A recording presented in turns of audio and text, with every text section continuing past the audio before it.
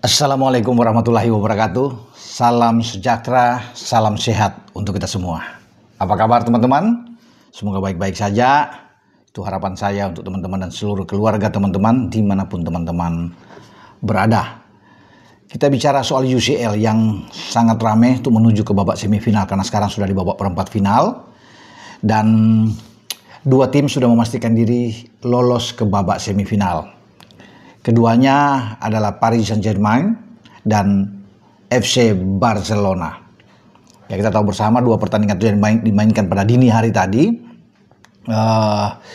Upaya keras yang dilakukan oleh tim asuhan Unai Emery, Aston Villa di Stadion Villa Park di depan pendukung utama mereka.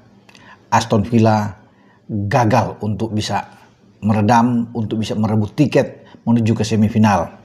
Itu karena mereka hanya menang 3-2 dan secara agregat itu ada 5-4 untuk PSG karena pertandingan pertama PSG menang di kandang mereka ya di Parc des Princes di Paris dengan 3-1. Ini pertandingan yang saya pikir sangat menarik dimainkan oleh kedua tim. Jual beli serangan terjadi. Terlebih dahulu bagaimana PSG ini bisa mencetak 2 gol dan kemudian di comeback dengan 3 gol balasan dari Aston Villa, tapi tidak cukup. Ya, saya pikir apa yang dilakukan oleh Aston Villa dalam pertandingan mereka di kandang mereka, yaitu ketika 3 gol itu datang dari Youri Tielemans, kemudian dari John McGinn dan Konsa, pemain belakang mereka yang bisa mencetak gol. Terlebih dahulu memang PSG sudah di atas angin. Setelah Achraf Hakimi memanfaatkan bola mental dari tangkapan Martinez dan kemudian dia bisa mencetak gol pembuka dan ada lagi Nuno Mendes yang bisa mencetak gol kedua. Dengan keunggulan 2-0 ini sudah lebih enjoy permainan dari PSG. Tim asuhan Luis Enrique ini lebih menikmati permainan, tapi upaya keras dilakukan oleh tuan rumah. Dukungan penuh di Villa Park itu yang membakar semangat bagi Marcus Rashford dan kawan-kawan untuk terus bisa mengejar dan mereka mendapatkan itu. Sayang sekali gol yang keempat yang mereka harapkan untuk bisa memaksakan perpanjangan waktu mereka tidak dapatkan sampai di laga terakhir. Wasit membunyikan peluit dan menyesakan memang. Menang 3-2 dengan statistik yang mentereng yang oke kalau bisa melihat dari statistik mereka luar biasa, tapi ya dalam ball position tetap mereka kalah dari PSG, namun dengan 17 tembakan kalau bisa melihat 9 on target. Itu luar biasa yang dilakukan oleh Aston Villa sepanjang laga. Ada 2 penyelamatan penting dilakukan oleh penjaga gawang. Ya, Donnarumma. Pertama ketika dia menggagalkan tembakan ke pojok yang diarahkan oleh Rashford, dan yang kedua tandukan dari Youri Tielemans. Juga dengan susah payah dia mentips bola keluar, sama seperti tembakan dari Rashford. 2 penyelamatan krusial ini yang menyelamatkan sepikir bagi PSG untuk terhindar dari kekalahan telak mereka dan mereka bisa out ya. Tapi mereka bersyukur bahwa mereka bisa mendapatkan 2 gol awal itu yang membuat mereka lebih tenang walaupun mereka akhirnya di comeback dan kalah dengan 3-2, tapi mereka sudah bisa melaju ke babak semifinal. Jadi menunggu calon lawan mereka di semifinal itu yang akan dimainkan pada hari ini atau dini hari nantinya besok pagi antara Real Madrid dan Arsenal, wakil Inggris lainnya.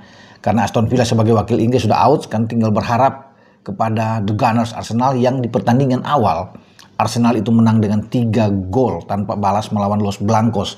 Jadi pekerjaan berat dilakukan oleh tersaji di Bernabeu, markas Madrid, di saat mereka menjamu tim asuhan Mikel Arteta. Harus bisa membalikan keadaan dengan 4 gol tanpa balas. Saya pikir ini pekerjaan yang berat bagi Madrid, tapi tidak ada yang tidak mungkin. Ya, seperti duel yang terjadi di Villa Park, sudah ketinggalan bahkan 2 agregat itu sudah menunjukkan dengan 5-1. Seperti sudah putus harapan bagi anak-anak Aston Villa, tapi mereka melanjutkan itu. Kerja keras mereka sampai di babak kedua mereka bisa unggul dengan 3-2. Itu satu hal yang luar biasa meskipun Villa tersisi. Nah, hal yang sama terjadi di pertandingan di Signal Iduna Park, markas Borussia Dortmund. Ini pertandingan juga yang menarik. Ketika Dortmund menjamu Barcelona, Barcelona itu sudah unggul di leg pertama dengan 4 gol. Artinya ini sudah pasti ya berat lah, hampir mustahil, dan itu memang yang terjadi. Tapi mereka tuh bermain dengan luar biasa. Ada 3 gol yang mereka dapatkan. Mereka membutuhkan memang 5 gol. Sulit untuk menghadapi Barcelona yang sedang bagus, tapi mereka bisa mencetak dengan 5 gol. Tapi kalau melihat dari upaya keras yang dilakukan oleh tim asuhan Niko Kovac, itu hampir saja ya Barcelona bisa mereka kejar ya, ketinggal. Tapi ya memang agak sulit ya kalau bisa menang dengan tanpa gol balasan Barcelona. Ada gol balasan memang, gol bunuh diri. Benzema ini pemain belakang dari Dortmund melakukan gol bunuh diri. Tapi yang menarik saya lihat adalah 3 gol hat-trick yang dibuat oleh Sergio ya Guirassy. Ini pemain Guinea 29 tahun yang saat ini memimpin daftar pencetak gol terbanyak di Liga Champions, 13 gol. Hat-trick dia tidak cukup untuk membawa Dortmund itu lolos dari terjangan Barcelona. Karena kan saya bilang tadi mereka butuh 5 gol yang berat. Tetapi banyak peluang-peluang yang mereka ciptakan di depan gawang Wojciech Szczęsny, penjaga gawang dari Barca. Dan itu terlihat dengan ada 17-18 tembakan yang mereka arahkan. 11 diantaranya on target, luar biasa. Ya bagi pemain-pemain Borussia Dortmund. Kalau mau lihat dari Barca itu hanya 7 tembakan, 2 on target. Barca memang unggul sedikit dalam ball position, 54% berbanding 46% dari Dortmund. Tapi usaha kerja keras Dortmund, dukungan tentunya yang begitu fanatik dari pendukung Dortmund membuat mereka itu ingin mencetak lebih banyak gol. Tapi pertahanan yang kuat, Jules Koundé ya di samping Szczęsny tentunya di bawah Mistar, ada Pau Kurbasi di sana. Itu pemain-pemain yang saya kira oke lah bermain di belakangnya, sangat kuat ya, dengan Frenkie de Jong pemain yang bergerak di sisi tengah dan didukung oleh Lewandowski yang kembali ke Signal Iduna Park, mantan pemain Dortmund. Ada Lamine Yamal di sana, Rafinha yang bermain juga dengan semangat tinggi. Tetapi sayang sekali Dortmund yang begitu berambisi besar ya, kita bisa melihat dari tembakan mereka tadi yang saya sebut ya, dengan 11 on target akhirnya semua mendapat 3 gol dan 3-3-nya dibuat oleh pemain Guinea Guirassy. Artinya dia sudah mencatat sejarah kalau bisa melihat ini pemain Dortmund pertama di UCL, melebihi pencapaian dari Lewandowski ketika masih bermain di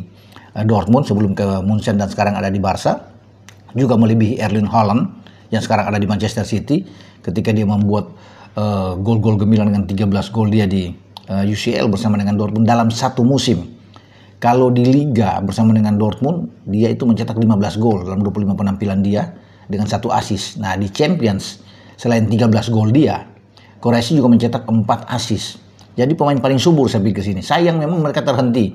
Sehingga posisi dia yang ada di atas Rafinha, 1 gol di atas Rafinha pemain Barca dan 2 gol di atas Lewandowski, 3 gol di atas Harry Kane ya di Munchen, itu bisa terancam karena Rafinha dan Lewandowski masih meneruskan perjalanan walaupun kalah dengan 3-1.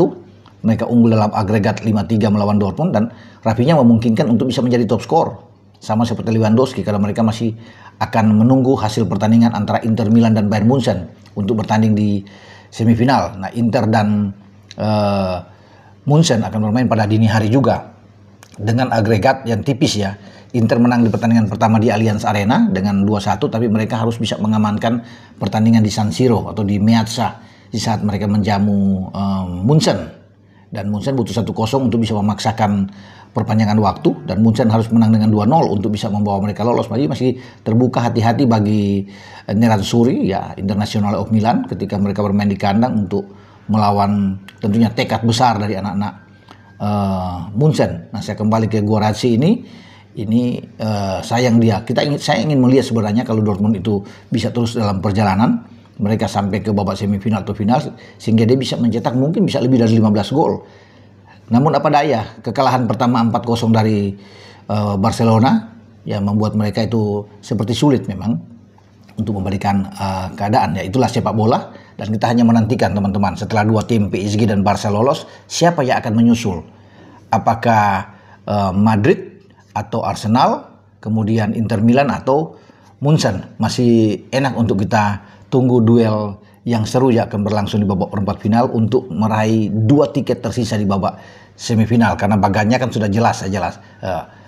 PSG menunggu Madrid atau Arsenal, sementara Barca menunggu Inter atau Munchen.